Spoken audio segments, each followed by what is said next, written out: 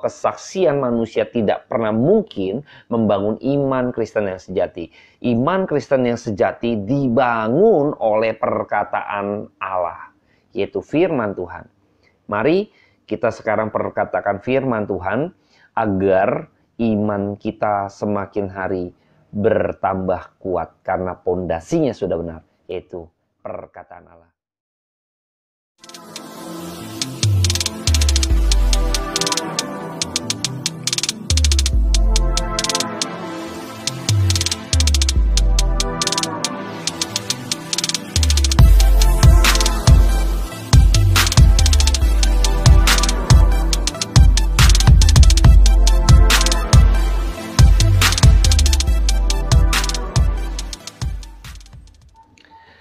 Shalom, selamat malam teman-teman dan rekan-rekan sekalian. Pada kesempatan malam hari ini, saya kembali menyapa kita semua. Biarlah kita tetap di dalam keadaan yang fit, sehat selalu gitu ya tentunya. Dan pada kesempatan ini juga kita masih diberi kesempatan untuk tetap di rumah saja, tetap mendengarkan kebenaran firman Tuhan, dan tetap mau belajar firman Tuhan. Dan pada malam hari ini, ngopi di rumah saja. Saya akan buka gitu ya dengan menyeruput kopi latte saya. Oke, saya seruput dulu kopinya.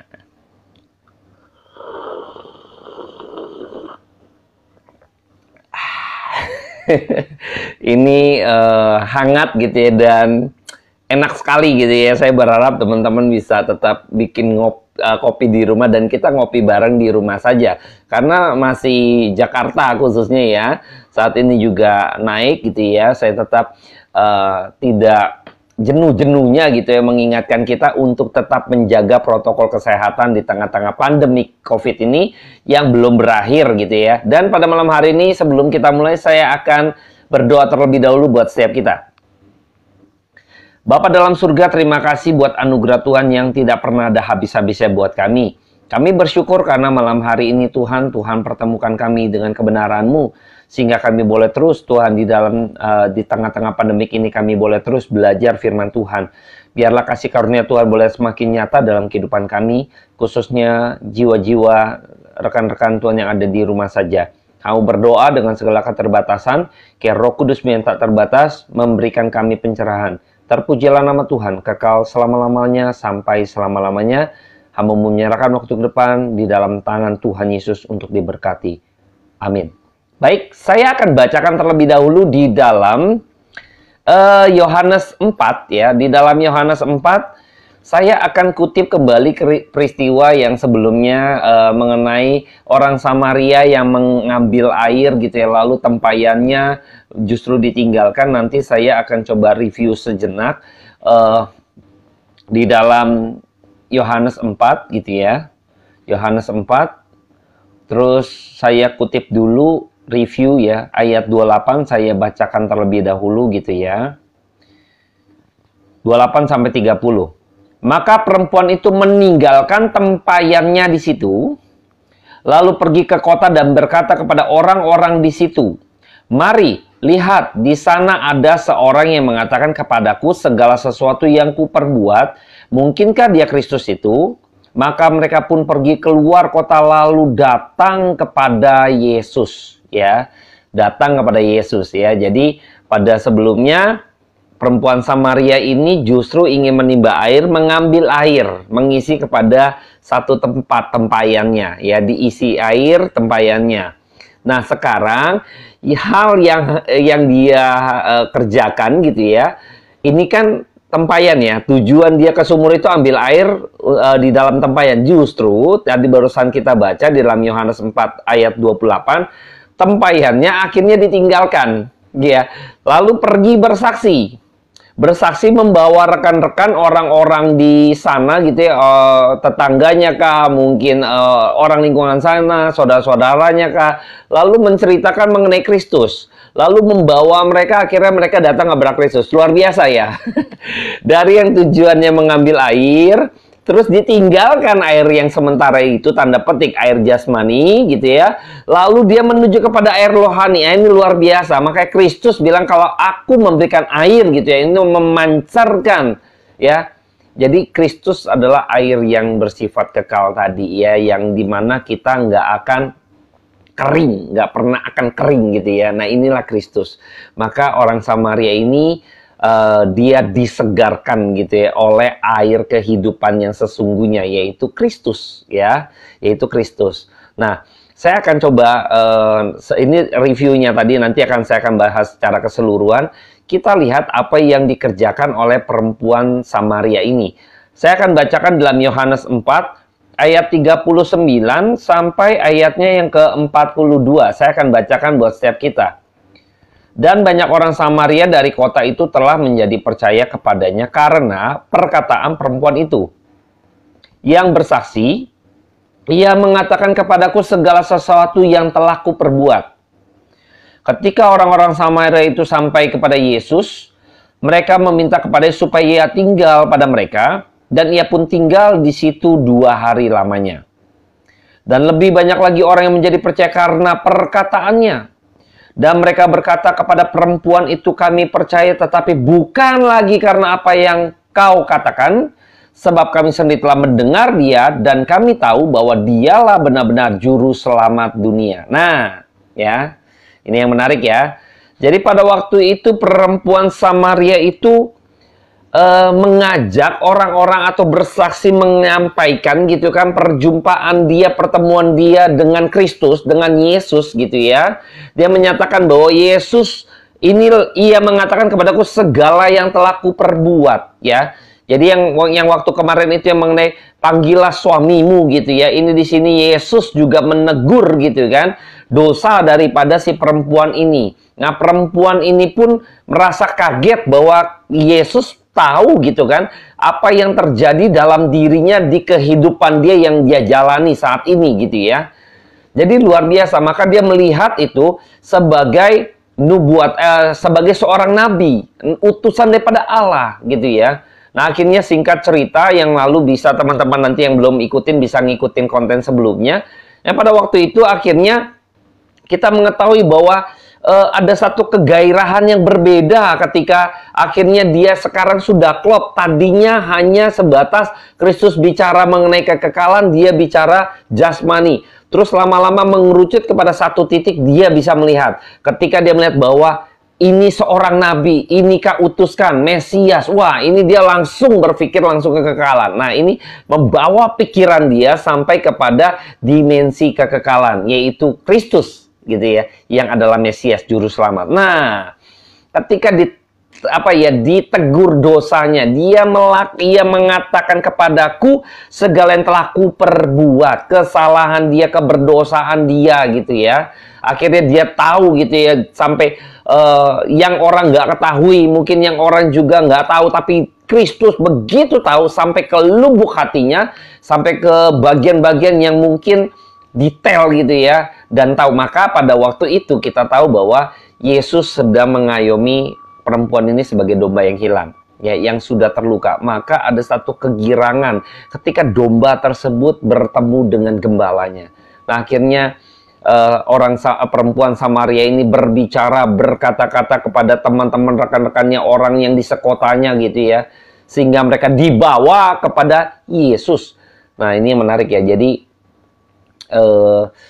kesaksiannya. Jadi ketika perempuan Samaria ini mengalami Kristus di dalam perjalanannya menimba air gitu ya, ini mengalaminya, kadang saya harus pisahkan gitu ya, mengalami di sini jangan sampai tidak terjadi fenomena ya, tidak terjadi fenomena mukjizat ya. Sebenarnya mukjizat tanda petik dalam arti lahiriah tidak ada ya. Jadi mengalami Kristus, kadang orang seringkali mengatakan mengalami Kristus. Jadi mengalami Kristus ini seringkali ditempel gitu ya, dilekatkan, diberikan atribut-atribut mengalami spiritual experience mungkin gitu ya, pengalaman spiritual, entah itu bermimpi, entah itu diajak naik ke tingkat berapa gitu kan, lalu dia cerita gitu ya. Bukan mengalami Kristus yang demikian. Ya, sekali lagi ya, di dalam perjalanannya perempuan Samaria ini mengalami Kristus bukan yang dengan atribut tadi, Tidak ada mukjizat secara lahiriah. Tidak ada mukjizat secara jasmania. Inilah pengalaman yang benar-benar mengalami Kristus, ya. Mengalami Kristus artinya ketika manusia berdosa berjumpa dengan Sang Kekal, berjumpa dengan Allah yang sejati, lalu Allah yang sejati itu mengetahui kita manusia berdosa, lalu dia mengayomi kita, dia memimpin kita supaya kita bisa celik matanya. Nah, ini ya. Jadi mengalami Kristus yang di sini adalah dia akhirnya menyadari dia sebagai manusia pribadi yang berdosa. Ia mengatakan segala sesuatu yang ku perbuat. Ini perempuan Samaria, suaminya itu banyak ya. Kemungkinan dia pelakor gitu ya, dia meremehkan pernikahan dan lain sebagainya. Saya sudah bahas di konten yang lalu, jadi teman-teman bisa ngikuti di konten saya sebelumnya. Jadi saya nggak akan ngulang, tapi saya review sedikit untuk menjembatani konten pada hari ini. Nah, ketika perempuan Samaria ini sadar gitu kan, sadar gitu ya, dia manusia berdosa, dia tahu ini utusan daripada Allah, maka dia datang kepada yang kuasa. Nah, ini mengalami Kristus, yaitu apa? Engkau sadar engkau manusia berdosa dan engkau datang kepada juru selamat, Mesias. Wah, ya. Saya coba kutip saja yang minggu lalu di dalam Yohanes 4 ayat 25. Jawab perempuan itu kepadanya, aku tahu bahwa Mesias akan datang yang disebut juga Kristus, ya. Dia udah apa ya? Dia udah mengkaitkan itu ya. Jadi saya tahu gitu kan. Nah, ya. Dia tahu ada kebenaran, sekarang kebenaran itu yang berkata-kata dengan dia. Apabila dia datang, ia akan memberitakan segala sesuatu kepada kami. Kata Yesus kepada dia, akulah dia yang sedang berkata-kata dengan engkau.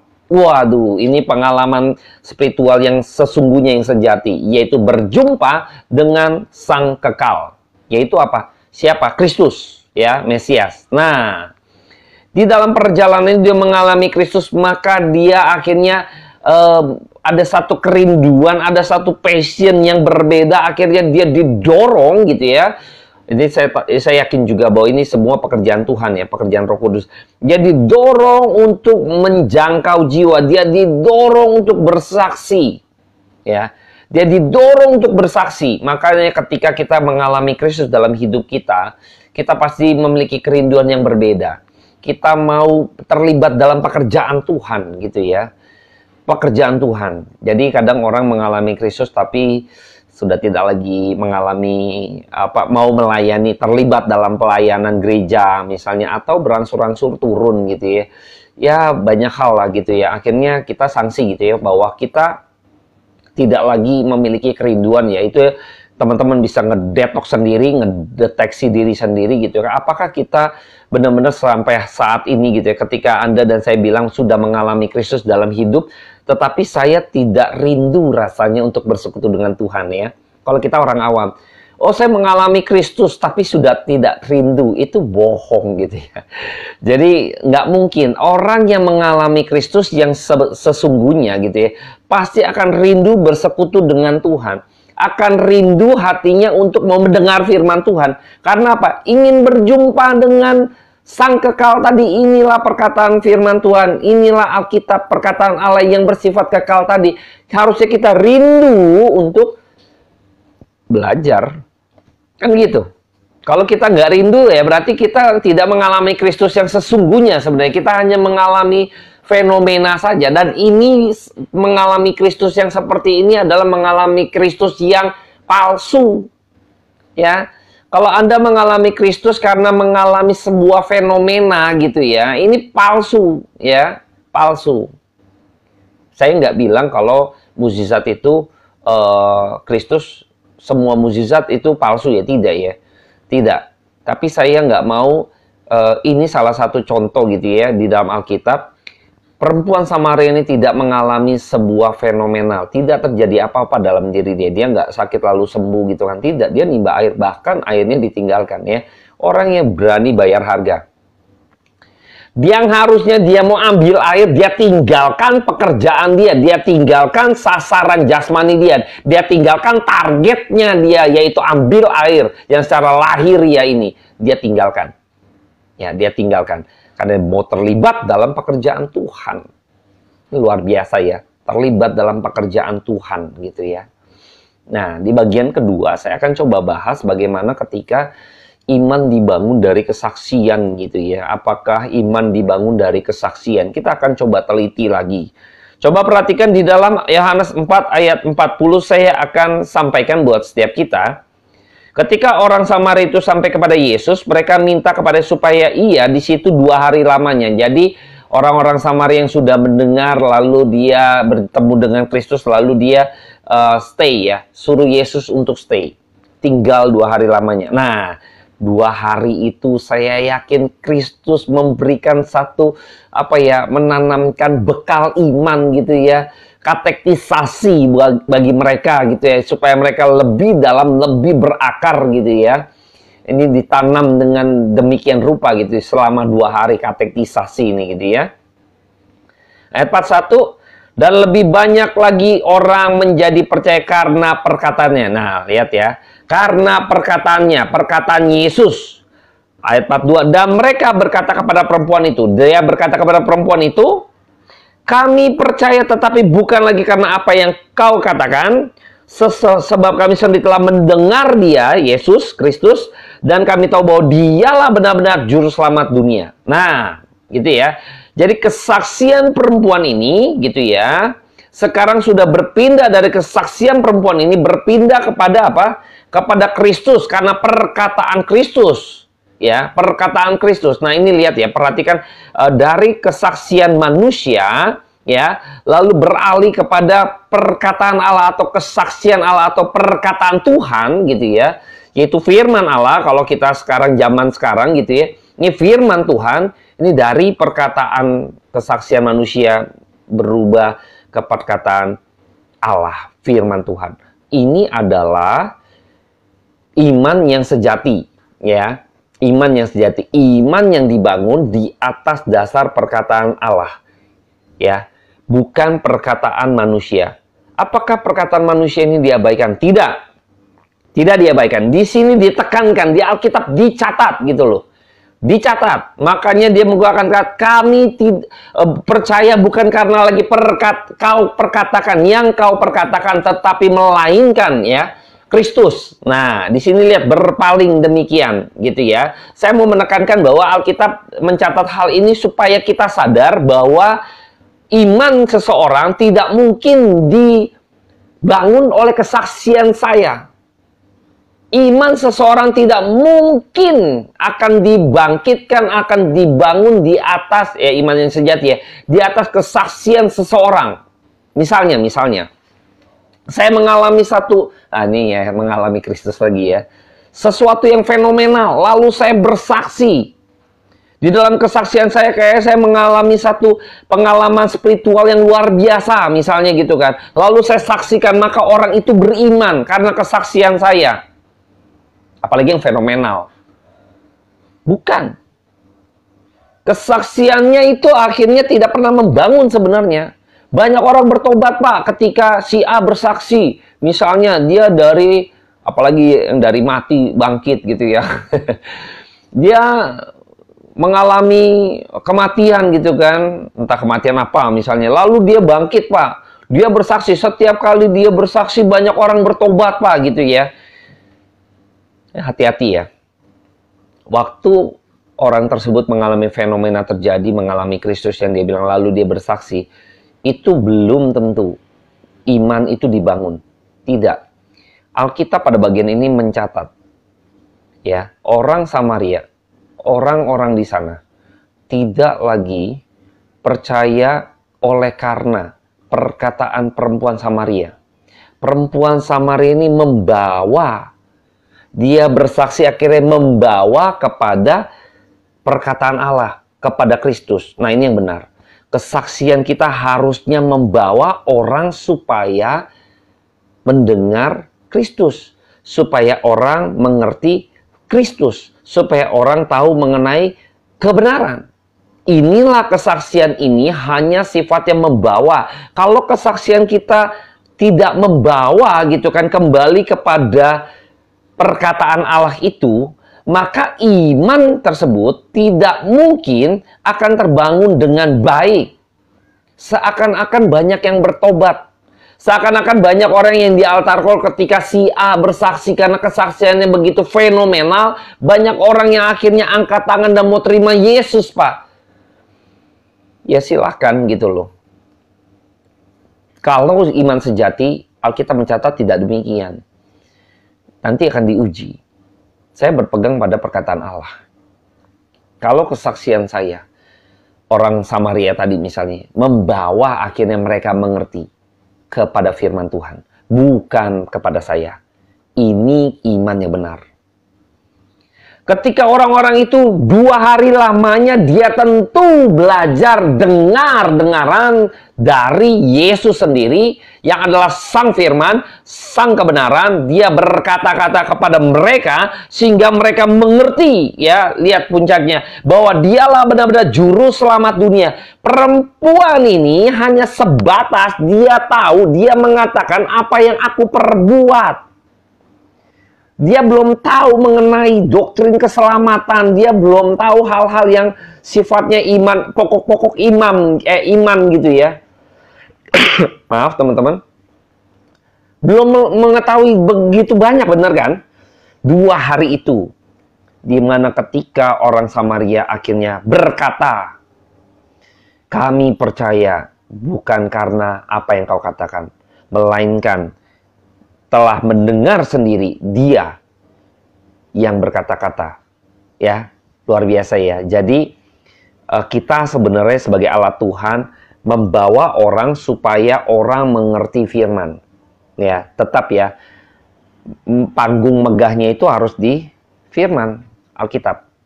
Orang harus ngerti firman Tuhan. Kalau kesaksian saya orang nggak ngerti firman, celaka. Mendingan saya nggak usah bersaksi, tapi firman Tuhan yang bersaksi. Firman Tuhan yang berkata-kata. Mendingan saya diam. Nah, sering kali orang membuat acara gitu ya. KKR ya, KKR. Kebaktian Kebangunan Rohani. Sering kali itu selalu gitu ya. Beberapa oknum gereja, panitia, lain sebagainya lah ya saya menyebutnya ya. Sering kali menyeting begitu rupa untuk supaya situasi kondisi KKR itu ada satu kegerakan gitu ya. Ada semacam kegerakan. Lalu bikin semacam tanda petik kalau dunia panggung tuh ada gimmick gitu ya. Harus bikin gimmick gitu ya.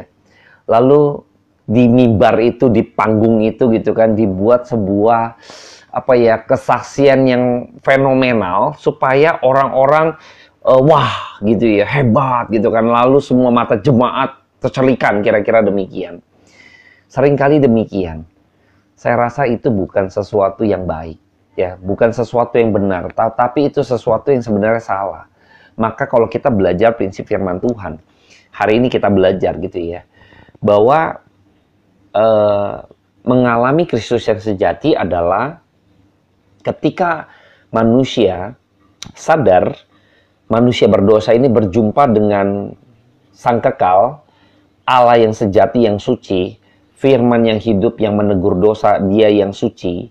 Akhirnya kita sadar, terus kita rindu, gitu kan. Kita ditarik untuk mau mendengar perkataan yang hidup itu. Ya, karena kita sudah dihidupkan dan kita rindu untuk mendengar yang memberikan kita hidup itu. Nah ini, firman Tuhan. Harusnya demikian. Inilah mengalami Kristus yang sejati.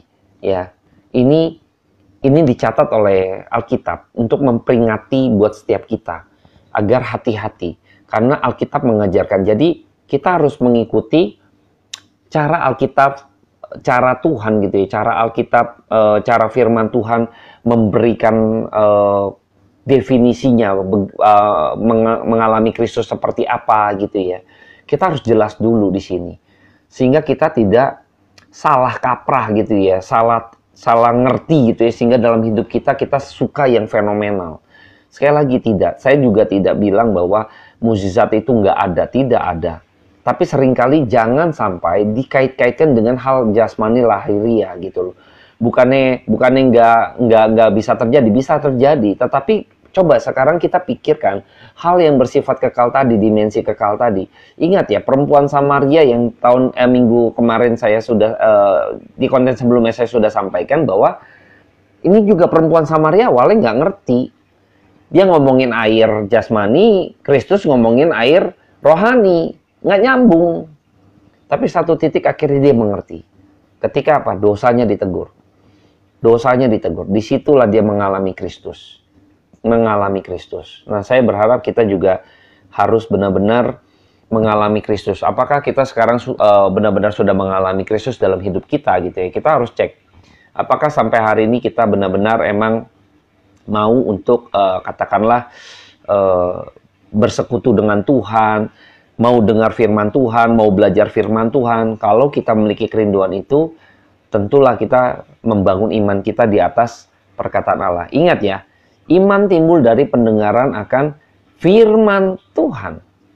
Ya, firman Tuhan. Nggak mungkin, gitu kan. Iman yang sejati itu dibangun dari kesaksian. Nggak mungkin, gitu ya. Nggak mungkin. Kesaksian perempuan Samaria sebagai bagian dari membawa orang kepada Kristus. Akhirnya mereka dibangun imannya dari perkataan Kristus, bukan perkataan perempuan Samaria. Ingat ya, kesaksian ini membawa mereka kepada perkataan Kristus, mengerti kepada perkataan Kristus. Ini yang poinnya. Ya, hati-hati ya. Jadi hati-hati. Seringkali banyak orang menstrategikan hal-hal demikian dengan cara-cara duniawi gitu ya, supaya followernya banyak, misalnya supaya ada satu gregetnya, ada satu sebenarnya kegerakan, banyak orang yang bertobat. Jadi KKR itu berhasil karena banyak orang bertobat, banyak orang yang maju, banyak orang yang ditumpang tanganin, lain sebagainya, banyak yang mengangkat tangan. Itu yang dikejar hanya fenomena. Hati-hati. Tapi kalau emang itu adalah perkataan Allah, mimbar Tuhan dalam KKR itu adalah perkataan Allah, kebenaran firman Tuhan yang digali begitu rupa gitu ya, tema-tema yang menarik, yang emang yang sejati, yang organik gitu ya. Ya silakan, itu sesungguhnya gitu loh. Ya. Saya berharap kita mulai berpikir gitu ya untuk dewasa di dalam pengenalan akan Kristus dalam hidup kekristenan kita ya. Saya berharap pada malam hari ini kita sudah mengetahui bahwa kesaksian manusia tidak pernah mungkin membangun iman Kristen yang sejati. Iman Kristen yang sejati dibangun oleh perkataan Allah, yaitu firman Tuhan. Mari kita sekarang perkatakan firman Tuhan agar iman kita semakin hari bertambah kuat karena pondasinya sudah benar, yaitu perkataan Allah. Baik, saya akhiri ngopi bareng di rumah saja. Saya akan berdoa buat setiap kita. Bapa dalam surga, hamba-Mu terbatas dalam setiap perkataan, tapi hamba-Mu bersyukur karena firman Tuhan begitu mengenyangkan kami, menyegarkan kami, memberikan kami satu kelepasan dahaga Tuhan untuk kami mengerti firman Tuhan. Biarlah iman kami boleh terus makin hari dibangun oleh karena perkataan Allah.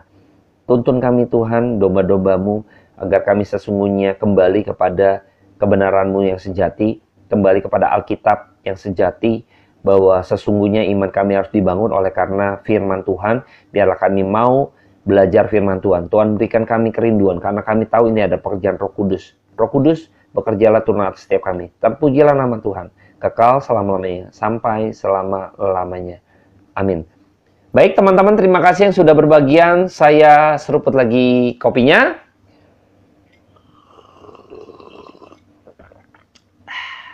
Ngopi di rumah saja.